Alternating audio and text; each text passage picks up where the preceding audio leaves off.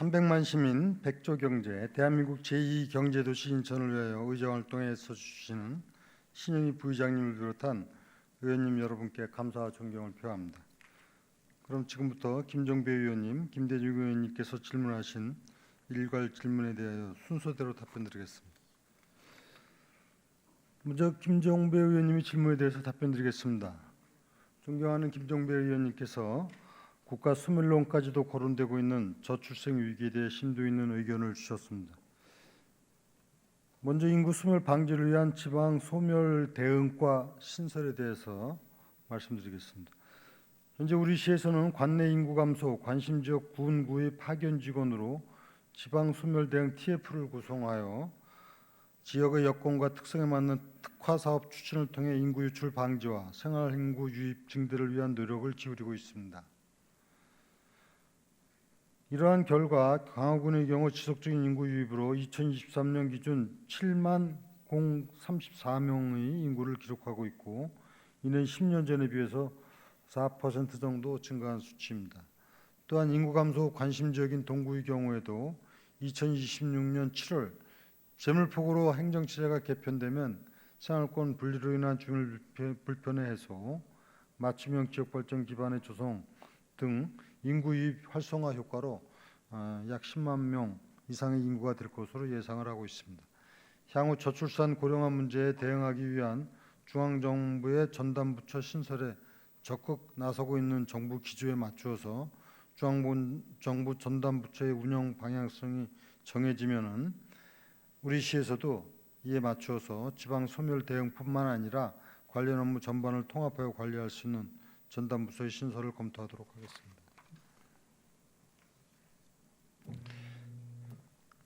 다음으로 김종배 의원님께서 인천시 지방소멸 대응 기금을 상설해야 한다고 말씀하시면서 이에 대한 견해를 물으셨습니다.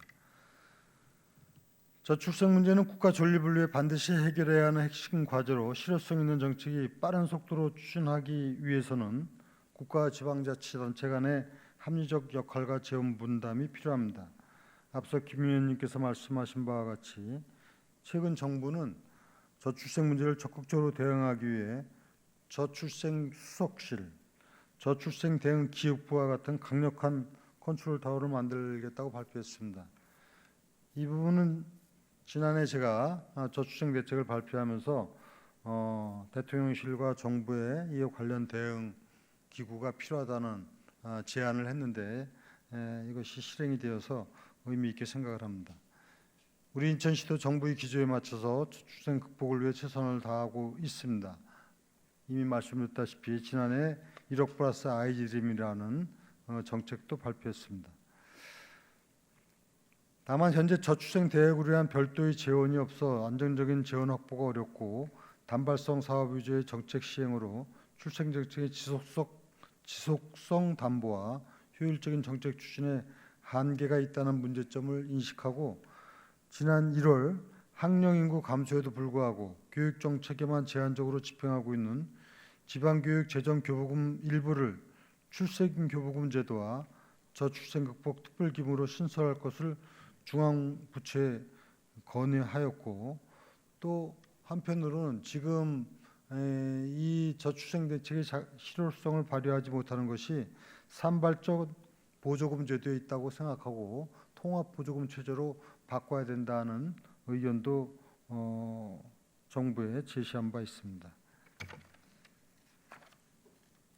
다음으로 김 의원님께서 아동인프라 투자 중기계획 재수립에 대해서 질문하셨습니다. 답변드리겠습니다.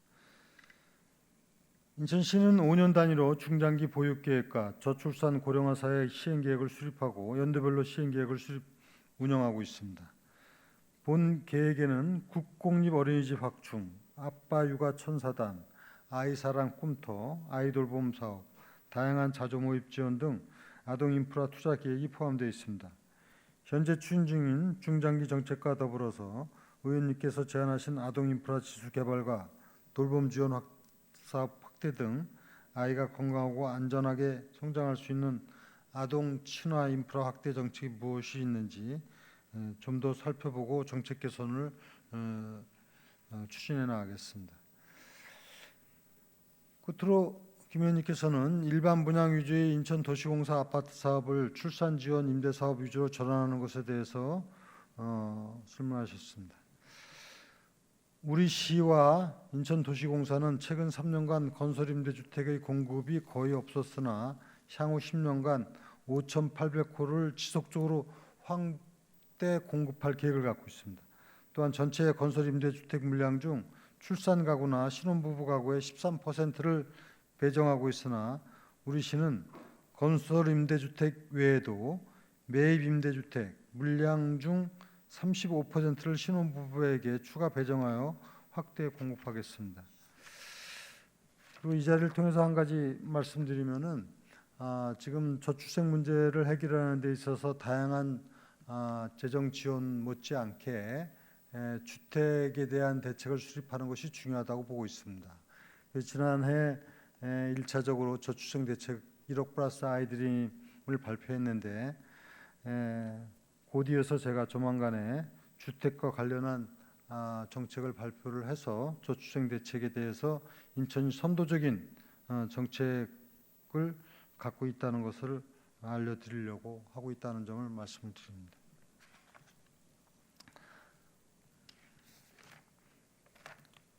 다음으로 김대중 의원님께서 질문하신 데 대해 답변드리겠습니다. 존경하는 김대중 의원님께서 지난 5월 달 5분 자유 발언에 이어서 인천시의 안정적이고 깨끗한 수돗물 공급을 위해 지속적인 관심을 가져주시고 계신 데 대해서 감사의 말씀을 드립니다.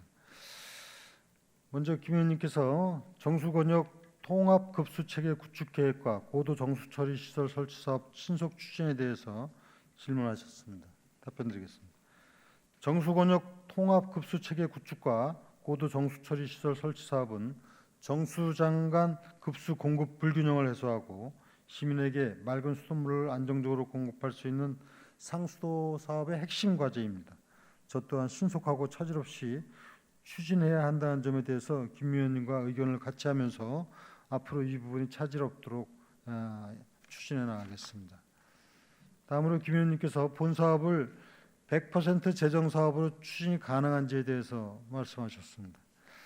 정수권역 통합급수체계 구축 사업은 총 3단계로 전체 사업비가 약 7,800억 원이 소요되는데 행정 여건에 따라서 중장기 계획으로 단계별로 사업을 추진하고 있습니다. 1단계 사업은 정수장 간 비상 연계 관로를 구축하여 역방향 발생 최소화와 수계 전환을 효과적으로 시행하고자 하는 사업인데 총 사업비는 719억이고 2024년까지 자체 지원 185억 원을 반영하였고 현재 실설계 용역 중으로 26년까지 연차별 사업비를 투입하여 준공할 예정입니다. 2단계 사업은 원적산 거점 배수지를 구축하여 정수장 간 생산량 안정화와 수계 전환을 최소화하는 사업으로 총 사업비 3,638억 원에 대해서는 의원님께서 말씀 주신 대로 2013년 이후 10년간 동결된 수도요금을 금년부터 2단계로 현실화해서 재원을 확보할 예정입니다. 이와 별개로 생산원가 절감, 경영 효율화 등의 적극적인 방법을 통해서 투자 재원을 확보할 예정이고 일부 부족 재원에 대해서는 지방채 발행도 검토해서 2026년 사업을 착수해서 2030년에 준공하도록 하겠습니다. 3단계 사업은 2단계 사업 완료 후 효과를 분석하여 환경부와 협의하여 추진할 계획입니다. 정기적인 수도요금 현실화와 일반에게 지원 등을 통하여 지원을 마련하여 인천 시민에게 깨끗한 수돗물 공급을 위한 본사업이 차질 없이 추진될 수 있도록 최선을 다하겠습니다. 다음으로 김 의원님께서는 관내 모든 지역이 동일한 요금을 내고 있는 부분에 대한 견해를 말씀하셨습니다. 현재 요금 현실화율은 71.5%입니다. 생산원가 이하 요금으로 수돗물을 공급하고 있고 또 앞서 말씀드린 대로 필수 사업 추진을 위해서 2013년 이후 10년간 동결된 수도요금을 금년부터 단계별로 현실화하고 있습니다.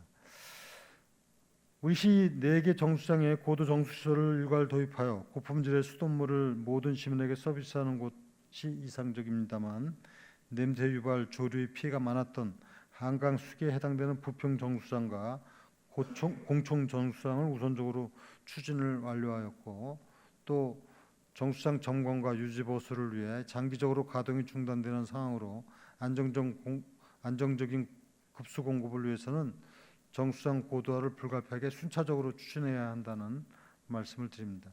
앞으로 8당수기에 해당되는 수산과 남동정수 급수 권역에 대해서도 고품질 수돗물을 안정적으로 공급할 수 있도록 2020년 수산정수, 2029년 남동정수 고도화 사업도 차질 없이 마련하겠습니다. 다만 지방공기업법 지역 간 요금 수준 형평 도모 원칙 규정에 따라서 전국 모든 지방자치단체가 지역 내 동일 요금제로 운영되고 있는 것이 현실이기 때문에 우리 시처럼 복수의 원수 취소원을 갖고 고도정수가 부분적으로 도입된 다른 특별 광역시 모두가 지역 내 동일 요금제를 적용하고 있음을 참고로 말씀을 드립니다. 마지막으로 김 의원님께서 BTL 사업 추진 제안과 이 사업 추진이 어렵다는 시 판단에 대해서 질문을 하셨습니다. 답변드리겠습니다. 정수권역 급수 통합급수 체계 구축 사업 중 1, 2단계 사업은 2040 수도 정비 기본 계획에 기반영되어 있고 1단계 사업은 정상적으로 추진 중에 있습니다. 2단계 사업도 장기적인 수도요금 현실화, 생산원가 절감, 기존 사업 우선순위 조정, 국비 확보, 일반회계 지원 등을 통해서 투자 지원을 확보하여 추진할 계획입니다. 다만 현 시점에서 사업 방식을 BTL 사업으로 전환할 경우에 추가 사전 행정 절차가 필요하고 또 수도 정비 기본 계획 변경 등 정책 전반에 대한 재설계가 필요합니다. 또한 민자 사업자 적정 이윤 보장이나 운영비의 적정성, 관리 주체 이원화로 인한 효율성 저하 등 민자 사업이 단점이 발생할 수 있기 때문에 현 시점에서는 재정 사업으로 추진하는 것이 적정하다고 생각을 하고 있습니다. 그렇지만 의원님께서 말씀해 주신 바와 같이 사업을 추진함에 있어서 다른 시도에서의 추진 경과 성과 등을 한번 분석을 해보고 새로운 대안이 될 수 있는지에 대해서는 검토해 나가도록 하겠습니다. 이상으로 김종배 의원님, 김대중 의원님의 일괄 질문에 대한 답변을 마치겠습니다. 양일간 시정 질문을 통하여 의원님들께서 시정에 대해서 많은 관심과 애정을 가지고 계심을 다시 한번 느낄 수 있었습니다. 의원님들께서 주신 다양한 정책 지원들을 적극 검토하여 현실적인 대안을 만들어 나가겠다는 말씀을 드립니다. 감사합니다.